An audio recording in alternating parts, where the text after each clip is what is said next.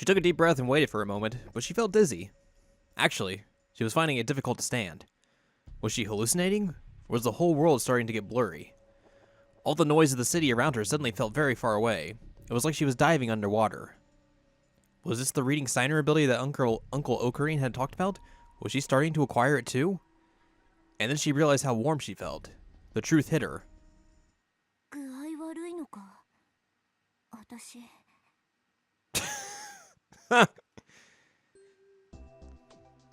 She somehow managed to stagger back to the lab.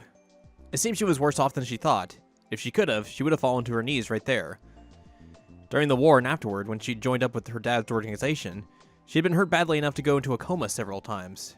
But this was the first time something like this had happened since she became a time traveler.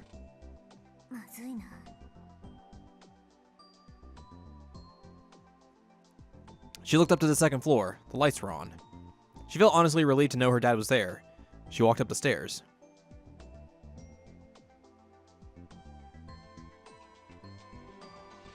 The door was unlocked. She didn't have the energy to speak, so she tried to silently take off her shoes, and then she tripped.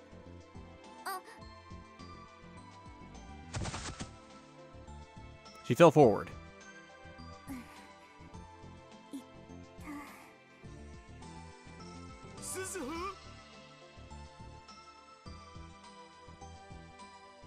Itaro was in the room. He saw her and ran over.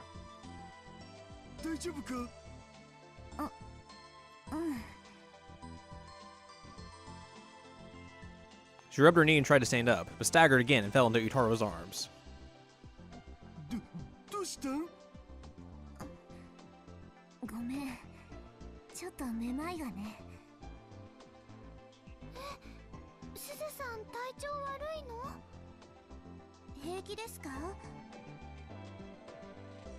When she heard those voices, Suzuha finally realized that Yuki and Mayuri were also in the room. She let her guard down, she realized. Yuki seemed unconcerned by Suzuha's obvious uneasiness. She walked over with a serious expression on her face.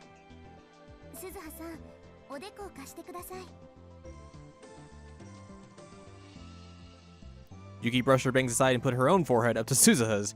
That's how you check people's temperatures. Suzuha's heart started pounding. She had distant memories of her mother doing this before.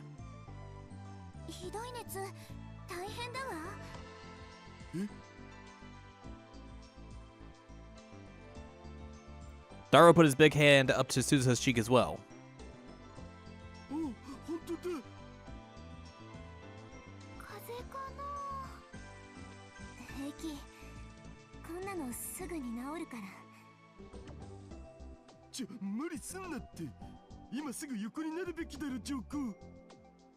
Duh.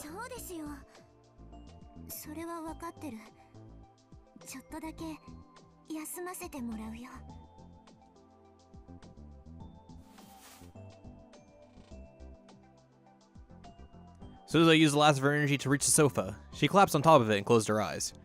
Calm down, she told herself.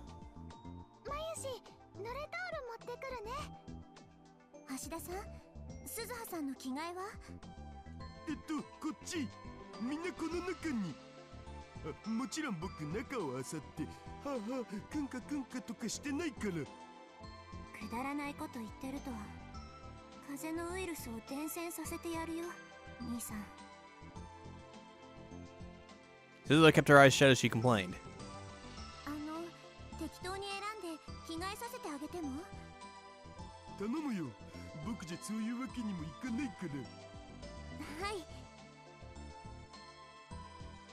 As she listened to the conversation going on around her, Suzuha felt a cold towel on her forehead.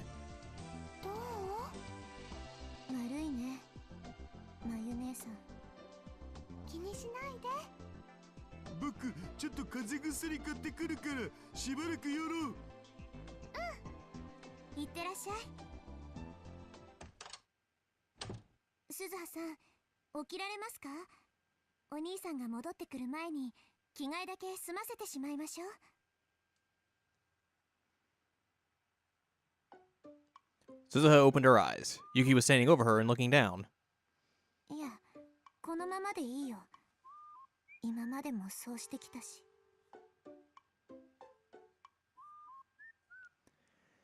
In fact, before Suzuha became a time traveler, there were many times when she'd been unable to rest, even if she was sick. Many times she wasn't able to change clothes or even lie down. Compared to that, this was a lot nicer. ダメです。風邪はひき始めが肝心ですよ。でもじゃありません。早く脱いで。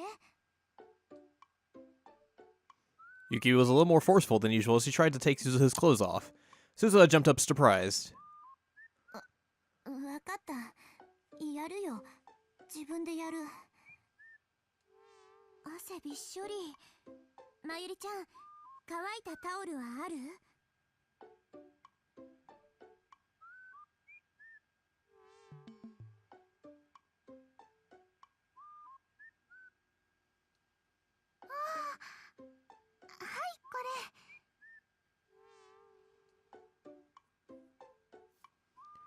？Yuki took the towel that Mayuri had brought from the shower room and gently wiped the sweat off of Suzuha's forehead and neck. くすぐったい。少し我慢してください。子供じゃないんだから。けど、Suzuha shook as she was rubbed with the towel. She wasn't used to being touched, and this was the first time since she was very young that anyone had done this to her. もういい。自分でやるってば。別に遠慮しなくても。遠慮とかじゃないから。Suzuha grabbed the towel from Yuki. Trying her best to hide herself from the gaze of the other two, she took off her clothes and wiped away the sweat. Her face felt really hot. She didn't know if it was because of the fever or not, but she was finding it difficult to think straight. これでいい？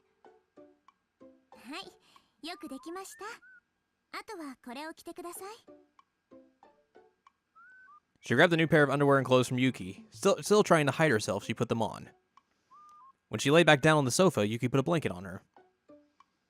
まゆりちゃん、このお部屋って洗濯機はないんだっけ？いつもそれで困るんだよ。まゆし、後でコインランドリーへ行ってくるね。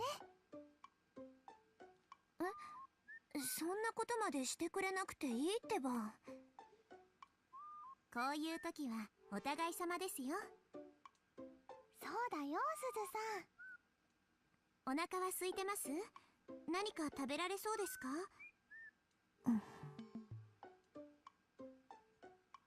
？Suzuha looked at Yuki, then Mayuri, and was about to mumble after another refusal, but in the end she gave up and pulled the blanket up to her nose.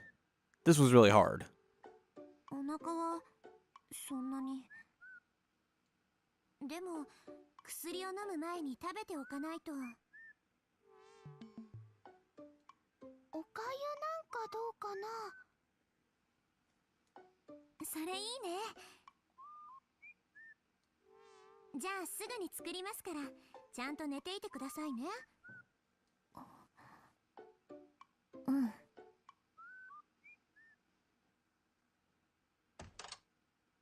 ただいまだお。Itaro came back from the drugstore a while later. 疲れた。 He was really out of breath. He must have gone running there and back. You're only exhausted because you never exercise, she thought to herself. But for some reason the sight of her exhausted father made her happy, and she quickly shook her head. ご苦労様、ダルくん。これからおかゆ作るんだ。それを食べたら薬を飲ませてあげてください。オキドキ。 Itaro walked over to Suzuha as he answered. 具合はどうなん？よくない。やっぱ疲れが溜まってたんだな。鈴葉が休んでるとこ見たことないし。我ながら情けないよ。私、ここにいない方がいいかもしれない。え？どこかで気が緩んでたんだ。父さんがいて、まゆ姉さんがいて、ルミ姉さんがいて、いつの間にか母さんまで。そのせいで時々任務を忘れそうになる。なんだかこの暖かい時間がいつまでも続くんじゃないかって錯覚しそうになったり、このまま戦争なんて起きないんじゃないかってふと考えてしまったり、普通の女の子と同じような暮らしに憧れてしまいそうになったり。それのどこが悪いって言うん？ When Dara spoke, his face was actually serious for once, and he was looking straight into Suzuha's eyes. It was the face of the father she knew so well, the man who was always there for her. ここを出てどこへ行くつもりなんだよ。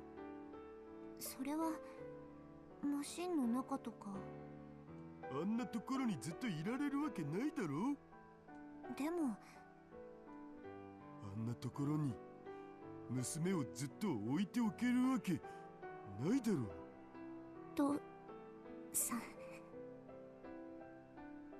For a moment, Suzuha was about to cry. She squeezed the blanket as hard as she could to stop herself. And then, おっと、なんかマジレスしちゃったお。とにかく僕は可愛い子と一緒にいられるのが嬉しくて、こっそりハーハーしたりクンカクンカするのが楽しみなのだぜ。特に風で汗まみれになってる女の子は大好物です。 that's a very creepy face for a very creepy response. やめて。だったら早く直すといいよ。僕にハスハスされるのが嫌だったらね。わかったよ。 Suzuha whispered back a response and then turned away from Itaro and pulled the blanket closer. もしかして今の僕の言葉でトラウマ解消しちゃった？好感度アップ？バカなこと言ってると治ってからひどい目に遭わせるよ。ブーツ履いてゴリゴリ踏んづけるとかそういう？指と爪の間に指を刺す。 Ugh. それだけはマジで勘弁してください。すみません。 She could smell the pleasant smell of Mayuri and Yuki's cooking from the kitchen. なあ鈴葉、そろそろ教えてくんないかな。毎日何をしに出かけてるん？僕にも手伝えることあるかもしんないし。後で二人きりになったら話すよ。あ、うん。それでもいいけど。まゆ姉さんには聞かせられない話なんだ。え？ Yeah, there was no way she could tell Mayuri.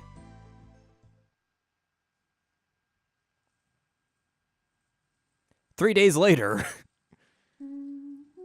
someone was conked out.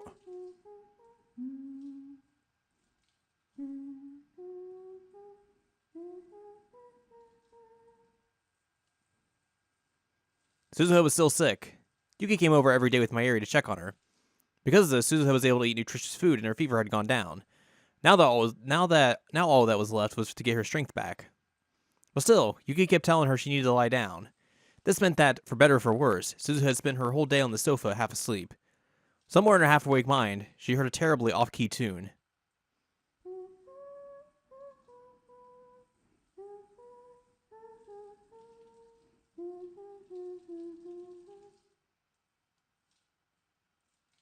Since she also heard the sound of falling water, it was probably coming from the shower room. これ何の歌だっけ？ねえ、母さん。